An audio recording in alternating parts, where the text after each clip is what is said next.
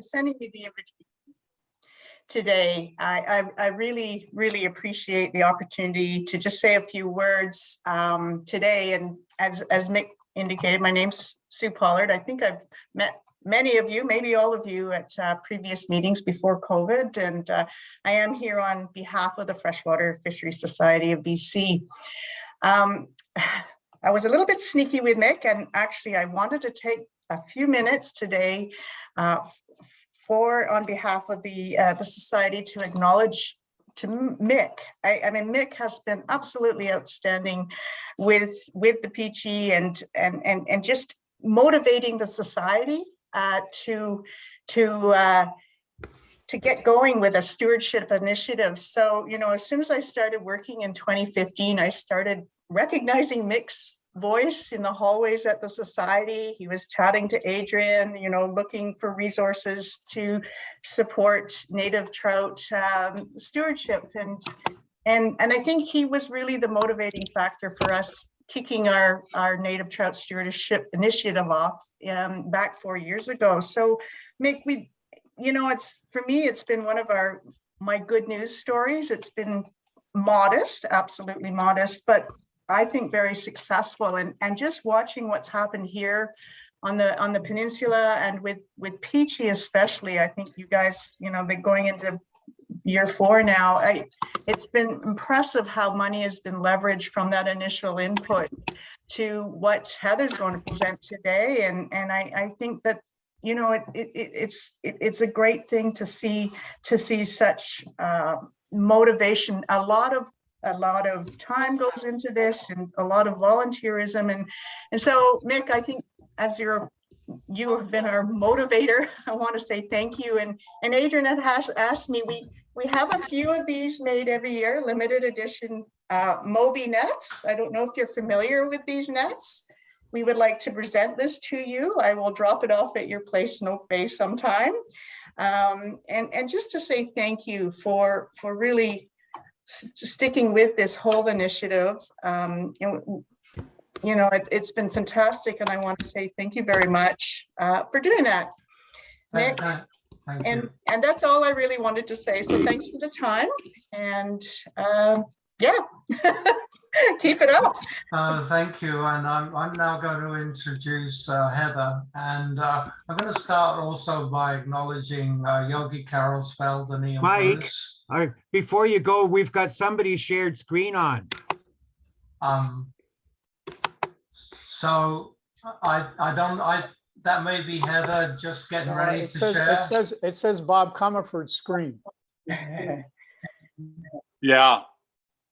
Can you change Recording in progress. Share screen, Bob?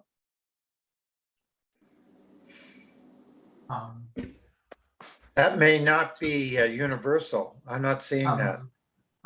It's on my screen. Heather, let's get your functionality working, Heather, and then I'll introduce you. Okay, So- sounds good. Okay. We got Heather on Spotlight now, so. Okay, very good. I think we're back to normal.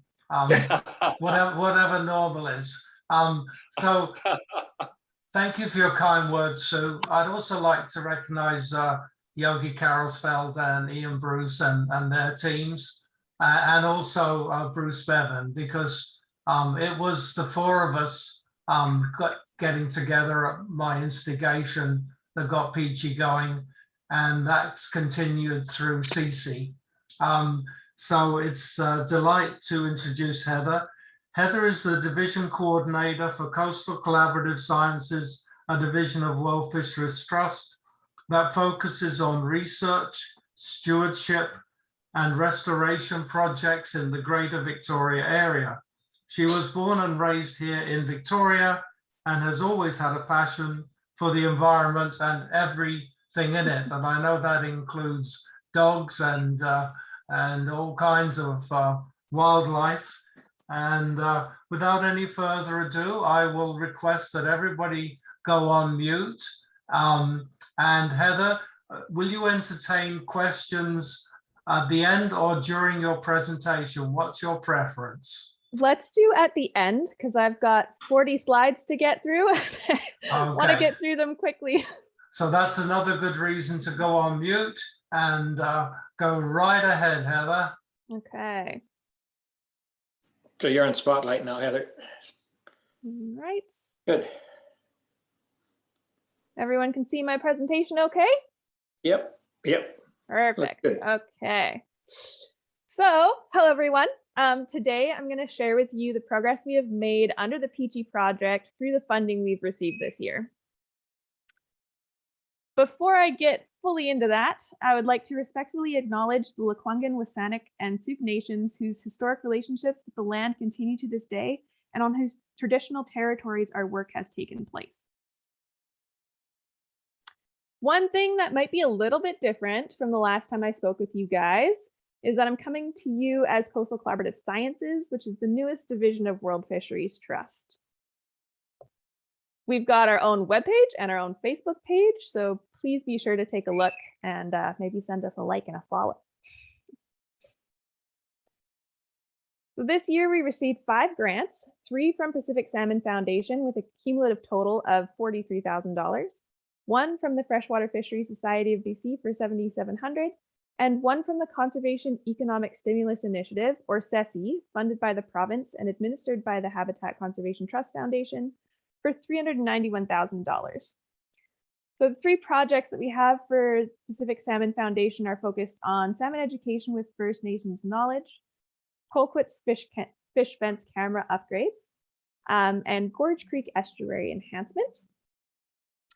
Our focus for FFSBC was the removal and maintenance of cragflower blockages, beaver management practices, and smolt trap design for Cragflower Creek. And the CESI project is large, and I'll go through it in a lot more detail as we go through this presentation. But our focus areas were really Colquitt's River, Cragflower Creek, Halliburton Brook, and Gorge Creek, the hiring and training of 4 interns, and doing a bunch of great on-the-ground work. So in-stream restoration, water quality monitoring, and all that fun stuff. Other funding and in-kind for these projects came from the Smolt Anglers, Victoria Goldenrods and Reels, thank you, Saanich, DFO, and Esquimalt. And we've had a number of partners, contributors, and supporters through this year. And I want to take a minute to say thank you to everyone for being part of it and making it a success. To guide these projects, we developed a steering committee consisting of Coastal Collaborative Sciences, the Peninsula Stream Society, the Halliburton Urban Biodiversity Project, and the Victoria Goldenrods and Reels. A big part of CESI was creating jobs and providing training. So we hired 4 interns from May to November. Their last day is actually today, so that's sad. We will have 1 continuing with us into the end of February, but we haven't selected that candidate yet. And the work that they did and the projects that they worked on are really what I'm focusing on during this presentation. As a quick note, I have put one of these 2 icons at the right top of each page. So the top icon is for projects that we funded and were a part of. The bottom icon is for projects where CCS provided people power, but not necessarily direct funding. First up is the Colquitt's watershed. So one of the first things that we got the interns trained up on was stream assessment. Brian Koval from Peninsula Stream Society trained the interns and their new staff on Swan Creek in a provincial stream assessment method. They were then turned loose to assess a portion of Goward Springs A and most of Excelsior Creek, which is a tributary to Goward Springs A. And they have developed a summary report on that is currently awaiting review. The interns were trained then on a second assessment methodology specific to urban streams by Katrina Adams from Peninsula Streams and assisted with the assessment of both Hagen and Graham Creeks.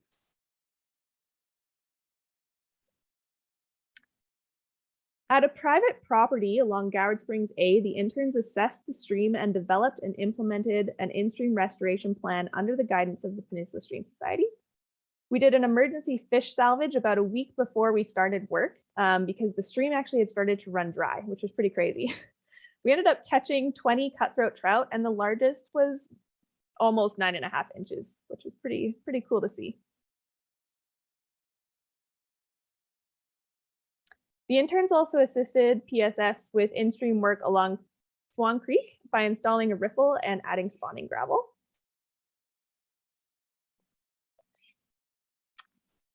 As in years prior, we have continued to monitor water quality along Colquitt's main stem. We do this monthly for dissolved oxygen, pH, and turbidity, and continuously for temperature through the use of data loggers. So in that yellow circle that's at the bottom right there, you can see one of the tags that says World Fisheries Trust, don't touch. We will be working on a summary report of this data over winter.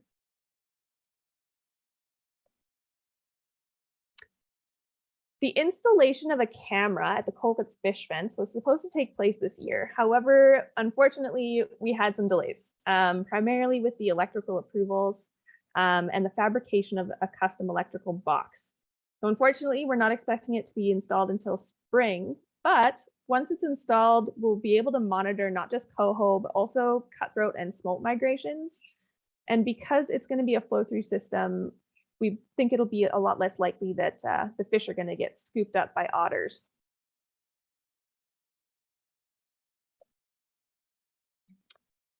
MIC initiated an investigation into water quality data and, well, for elk beaver lake tributaries. And Rebecca from Coastal Collaborative Sciences has produced a report that's going to be released quite soon. Out of this came an initiative led by the bees to standardize and enhance monitoring that's taking place on elk and beaver lake tributaries. So we actually were just out with them last week, starting to get some of this work going.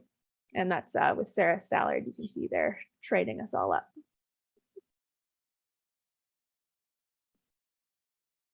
Okay, now onto Halliburton Brook. So Halliburton is a tributary of Elk Beaver Lake.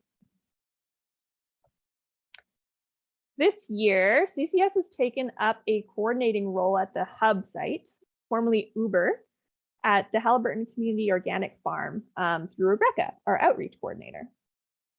We have been working on a bunch of stuff on this site, including invasive species management, native species planting and propagation, path building and maintenance, hosting school groups, volunteer events, amphibian surveys, bird and bee box cleaning, and a whole lot more. So the interns have spent a lot of time at this site, at least one day a week in most cases, sometimes more.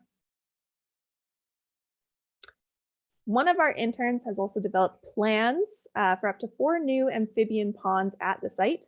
These have been sent to restoration specialists for review and comment. We hope to create 2 of these ponds next year if funding is secured. I also took this to the Wetlands Institute that was put on by BCWF.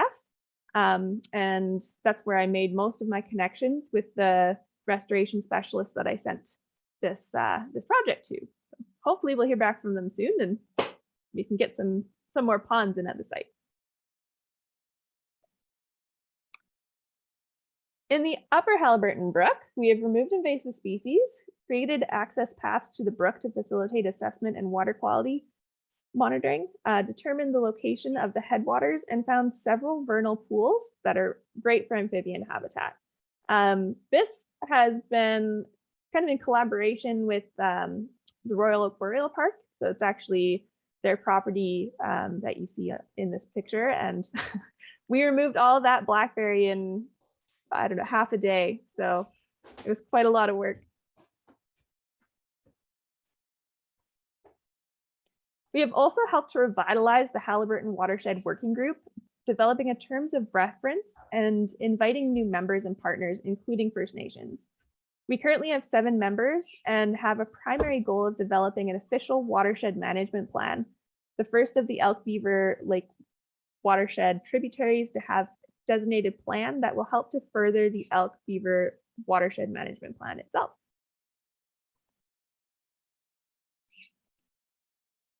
Okay, Craigflower Creek. So this year, we kept an eye on several areas of in-stream debris and did remove material from 2 of them that were in danger of becoming impassable full spanning blockages. This consisted of small debris removal only, and sites were assessed and work was monitored by Peninsula Streams. We did further enhancements at Marlar. So this was the site we did, we constructed that riffle as well as installed spawning gravel and cabled in some logs back in 2019. So this year, the work was planned and monitored by Peninsula Streams with CCS staff and interns. We put in additional spawning gravel, armored an eroding bank, and did some minor channel improvements. Riparian work at this site was carried out by CCS staff and interns and included invasive species removal, native species planting, and a little bit of live staking, which they're actually out doing as we speak. As with Polkwitz, we have continued to monitor water quality and will produce a summary report over winter. We have also been assisting Esquimalt anglers to get their water level longer back up and running. One of my other interns has been working on designing a smolt trap for Craigflower Creek to determine smolt production.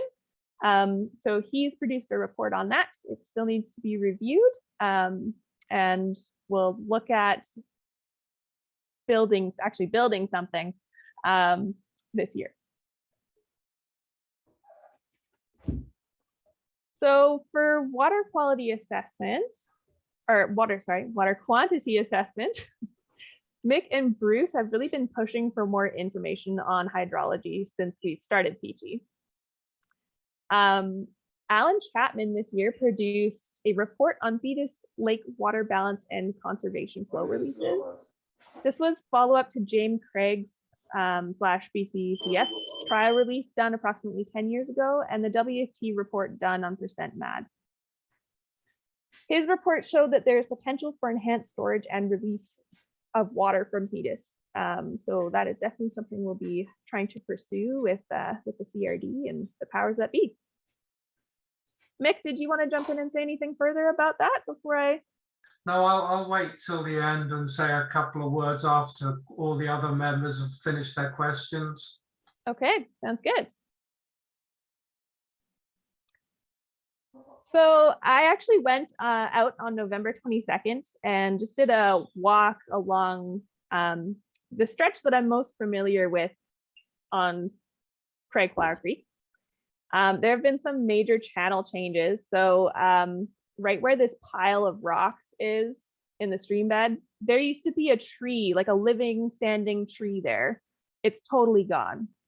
And just upstream of this, you can see there's a tree here that's pushed over. That's because one of the largest fallen trees I've ever seen actually moved during this flood event and took out at least a dozen small trees. And just as for another little peek at this, so this is one of the areas where we removed some small debris from just to make sure that this was still passable for fish. This is that area now. So none of that large log was, we thought, completely locked in. It was kind of tied into the bank, and it's gone. So we've got some major movement in the channel this year, which is pretty crazy. All right, onto the Gorge Creek watershed. So one of the projects that we've been trying to get going is the installation of some dendritic channels. So this work's going to be done in the summer of 2022, and planning for this is taking place now. This is just a rough draft of what we're kind of thinking. The goals are to create foraging habitat for salmonids and forage fish, as well as increase biodiversity through channel creation and diversification of plant communities. So in here, we've got the blue, which is the main channels. The green are planting shelves, and These kind of orange rectangles are large woody debris placement. And because we have to deal with all of the material on site, these purple areas are spots where we're going to be putting that material and planting, you know, larger vegetation to help shade these channels. And then over here, we've got space set aside to put in some purple Barton boxes. And funding from this, or funding for this, is coming from the Township of the Smolt and the Pacific Salmon Foundation. I've also had the interns develop a restoration plan, draft restoration plan, for Gorge Creek itself. So There's not one, What? not one teaspoon of water, What? not one teaspoon of water. Thanks a lot. Would everybody put their thing on mute? okay, so Gorge Creek itself is very engineered. It's riprap banks. It wasn't really designed for salmonid use. However, I went and did an assessment walk along here with Dave Clough. And while we were doing that, there was actually a cutthroat trout chasing stickleback in the channel. So they are using it for foraging at the very least. So in here, they've put in a couple of riffle structures that are quite spaced out, and that's largely due to the current slope of the stream. We don't want to back water up. And then they have some boulder runs, a lot of large woody debris placement, and there's potential to possibly reintroduce chum into this stream because they don't stay into the system very long. They might actually be able to take hold here. So that's something we're going to be exploring as well. Hospital Creek. So this is a project that's been led and designed by the Peninsula Stream Society, and it's taken place at a highly degraded salt marsh in the Hospital Creek estuary. It's been rapidly eroding. So what they've done is they've made some cocomat sills and rock sills that they created to trap and settle out sediments to try and build the salt marsh back up. They also put a goose exclosure around the area to protect it from further habitat destruction from our good old geese. And they did a little bit of planting this year, and we'll do more if the sills actually do start to fill up and hold sediment. So we got a few other things on the go here too. So one that's fairly new is 6-ppd quinone sampling. So I don't know how familiar you all are with that, but 6-ppd is a compound in car tires that's been found to be quite lethal to coho, even in small amounts. So this is a DFO-led project that we kind of snuck in on. And we just did our first sampling events with Peninsula Streams for Colquitt's, Craigflower, Tatayat, and Ray. There's a very strict sampling protocol. So it's actually kind of difficult to meet the requirements to take samples. So we've had the bottles and stuff for quite some time, and like months, and just finally had the right sampling conditions a couple weeks ago. We're also looking into beaver management. So beaver management is kind of an increasing issue. There's a lot of beaver-human conflicts. And municipalities we've found are actually interested in revisiting current management practices. So we're trying to get those discussions going and look into alternative practices. And we did do a drone assessment over Viaduct Flats, which had active beavers. Apparently they've stopped building the dam, and I did notice in the paper a while back that they found a beaver that had been shot close by. So I'm a little worried for our viaduct beavers. Another one is salmon education. So one of the interns, Sarah, has been working on this. It's basically a collection of existing resources with suggested target grades and alternatives for educators. And the next step here is bringing in First Nations knowledge and art and really building out that resource. Lastly, we've been keeping up with the Handy Dart project. And I'm sure Mick will have more to say on this, but we've remained involved in discussions and presentations held by the Handy Dart project. And we did make a request for assessment by one of their contractors, which was approved, and a report's almost complete, which we're quite excited about.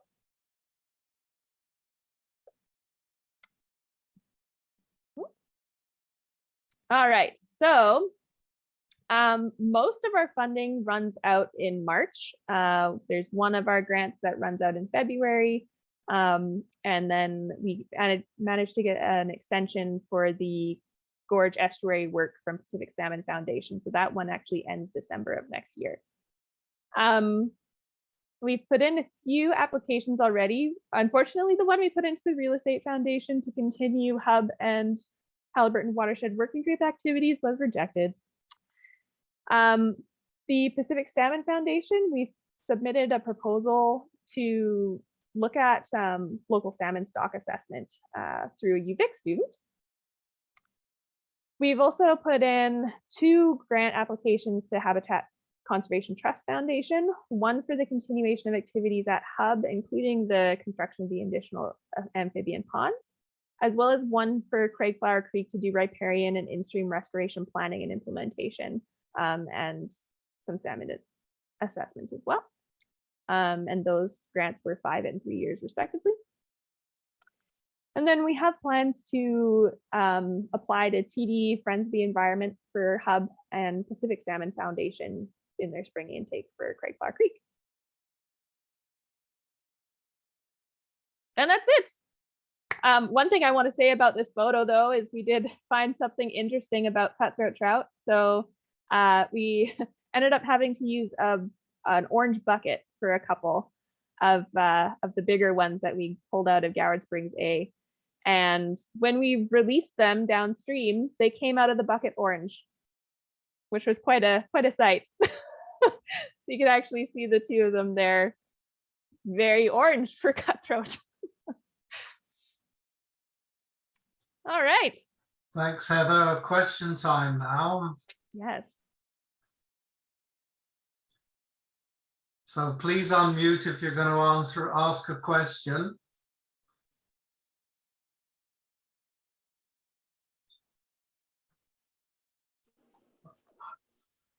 Was my What presentation What happened that to thorough? what happened to those logs on Craigflower Creek? Where did they go? They've all gone downstream. So there's a couple spots that because the water level was too high and access not very good, I wasn't able to get into, but I could see from way up on the slope that there's a couple areas that are potentially problematic that'll have to be checked out once the water levels drop. Right. Yeah. Will you put more trees down, like bring logs in to slow the creek down, or do you have a plan for that? No, not yet. I would like to walk it with Peninsula Streams and see what their thoughts are on it as well. But yeah, it'll be interesting trying to figure out what the best approach is. Okay, and the second question, I've asked Mick this before, but in Colquitt's Creek, when the fish are starting to run, the water is completely dirty. You can't see through it at all. How will the camera tell where the fish are? Like, how can the camera work in that dirty water? From what I understand, the tunnel for the camera is fairly narrow, and it's going to have a white background and it's going to have lighting. Okay.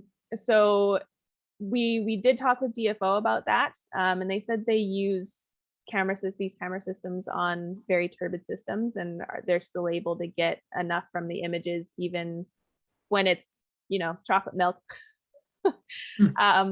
to figure out like how big the fish is, what type it is. So okay. Yeah. So Heather, can I ask you about the camera? what do you do now to retrieve the images from the camera once it's installed? And is there a plan later on to make it internet accessible? It's something we could definitely look into. At this point, there's going to be a computer in the same box as the electrical, and you'll just have to go and download the data from that. From what I understand, they're going to have hard drives, so it might even be a situation where we can just switch out the hard drives. I'm not 100% sure. We haven't gotten that far into setting it up, but I know that the equipment's all being purchased. Okay. Hi, Heather. Mike Corey here. I have a question about Halliburton Creek. What is the eventual plan for doing there? Do you intend to put gravel into the creek there for more effective spawning for the trout? Potentially. So the way it's kind of parsed out at the moment is Peninsula Streams and the Bees are leading any work below the highway, so between the highway and the lake. We were hoping to get in there to do some large debris removal this year, but it didn't quite work out with timing. I hope we can get to it next year. The upper brook, there's not really much of a channel there. It's really just a trickle of water. Even after all the heavy rains, there was, sections where the water was only a centimeter deep, flowing, but only a centimeter deep. So it's a lot more amphibian habitat above the highway as opposed to fish habitat. Just a following comment for the club, actually, is I've heard, since I've fished that lake system all my life, that where Halliburton Creek comes into Beaver Lake was always a very good trout fishing place. And maybe again, it can be, well, maybe it still is, I don't know. Anyhow, just, and one last comment. I just was contacted by a grad from the environmental tech program at Camosun, who's on the Victoria School Board. And he's very interested in daylighting a new park on Boker Creek down by the Jubilee Hospital. And if you're involved at all, you might get in touch with him. Rob Painter is his name. He's been elected for a couple of years to the Victoria School Board. Huh. Yeah. I haven't been involved much with the Bowker Creek stuff. I've been on a walk, but that's about as far as my involvement's gone with that. Right. Okay, thanks. Oh, Heather, Barry Freeman here. Could you comment again on the fact that the camera's not going to be installed till the early spring now? Is it because of the weather? We still haven't received the custom electrical box. Right. So that's our main holdup. But yes, I don't think we could install it now until the water level goes down. So yeah. Thank you. No problem.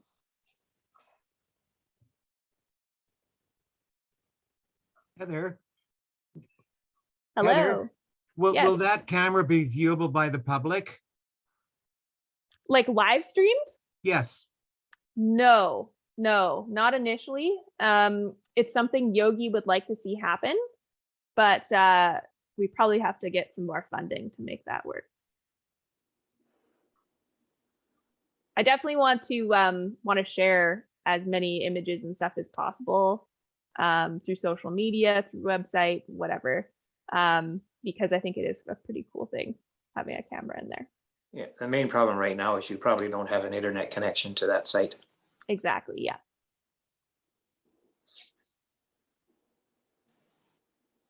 Are there any more questions for Heather before I just do a few closing comments?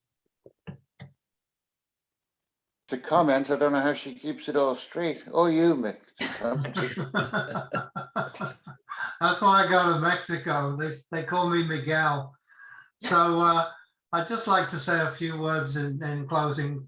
Thank you so much, Heather. As usual, a first-class job. I've had the pleasure of working with Heather now for 4 years, and they started with a very good quality, and the quality of report production and presentation and the sophistication.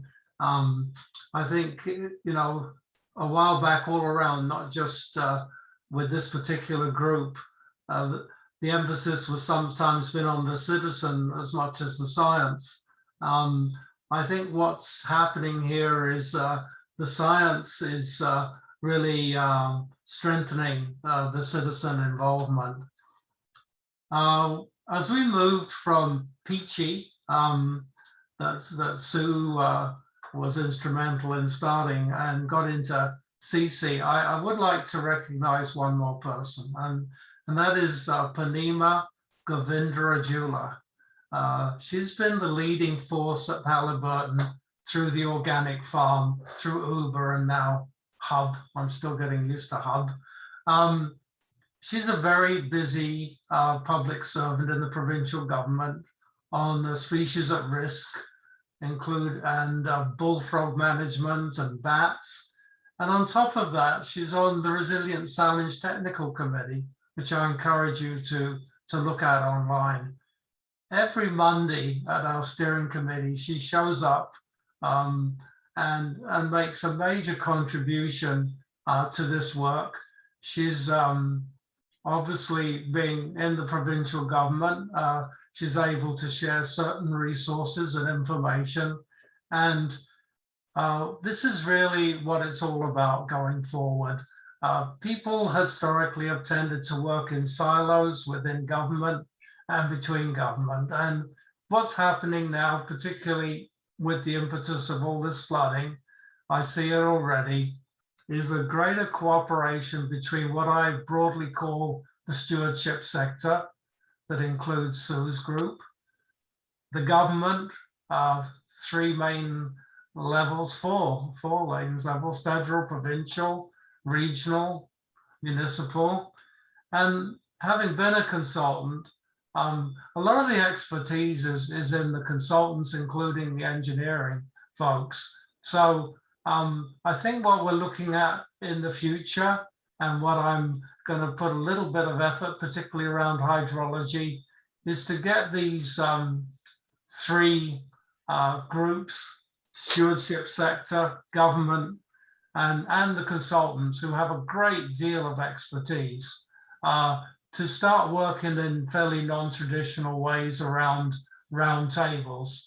So I think that's the challenge going forward.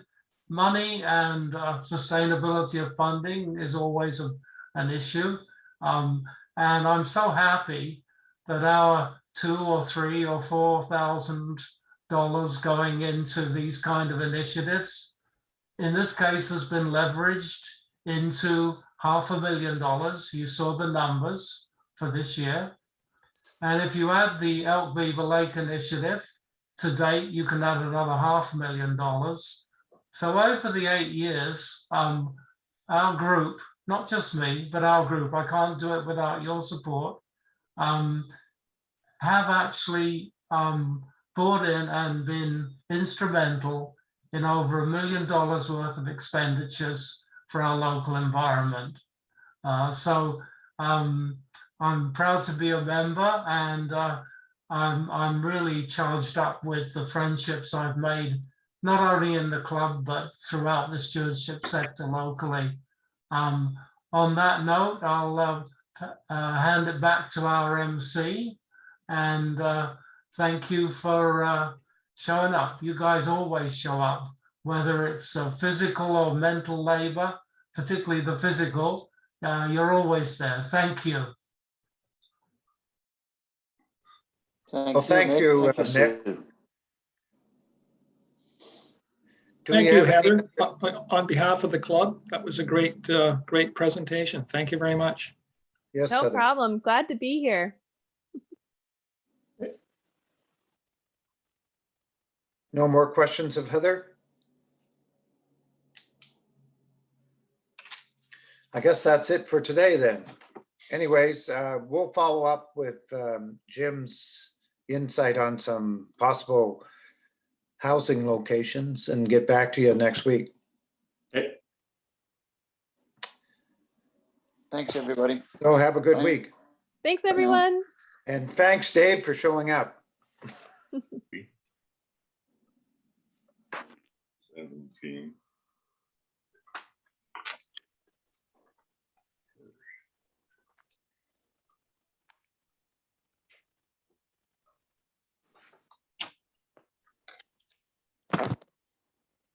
We're done.